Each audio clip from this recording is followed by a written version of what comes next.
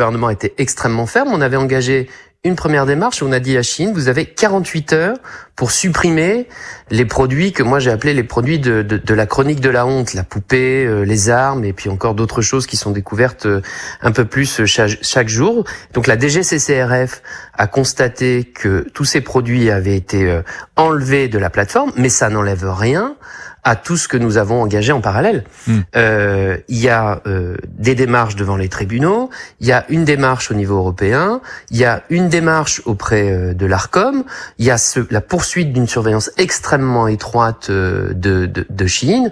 Donc il n'est pas aujourd'hui, il n'est pas question de dire bon bah c'est bon, on a retiré les poupées et 2-3 trucs et c'est terminé. Non, on avait demandé à ce que cela soit fait sous 48 heures. Ça a été fait, mais toutes les autres procédures dont je vous viens de vous parler, notamment auprès des tribunaux pour faire cesser de graves dommages à l'ordre public qui sont en cours d'instruction, ne sont absolument pas arrêtés. Et on met la pression sur Chine et on continue la pression sur Chine. Parce qu'au-delà de ça, il y a plein d'autres débats dont on va parler. J'entends votre fermeté, évidemment, qui est réelle, mais est-ce qu'il ne fallait pas justement aller encore plus loin, c'est-à-dire se dire, voilà, de toute façon, c'est pas possible chez nous, Chine, il en est hors de question, on arrête complètement cette marque dans notre pays. Ça, c'était pas envisageable, par exemple. Vous savez, on essaye, le gouvernement, de respecter le droit. D'accord. Je ne sais pas ce que vous diriez si on respectait pas le droit. Quand on lance des procédures pour dire sous 48 heures, vous devez retirer certains produits et que les choses sont faites, si quelque part vous respectez pas, vous aussi, la procédure que vous avez engagée, vous n'êtes plus crédible.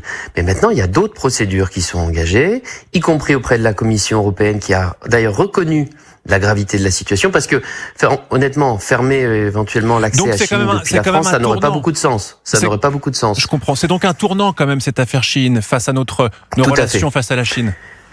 Mais vous savez, moi, en tant que ministre de l'Industrie, je me bats avec Roland Lescure, avec toute l'équipe gouvernementale, pour que, au niveau européen, on sorte d'une forme de naïveté. En lisant la presse, je voyais que le patron de Chine expliquait ce que veulent les clients, nous lui offrons.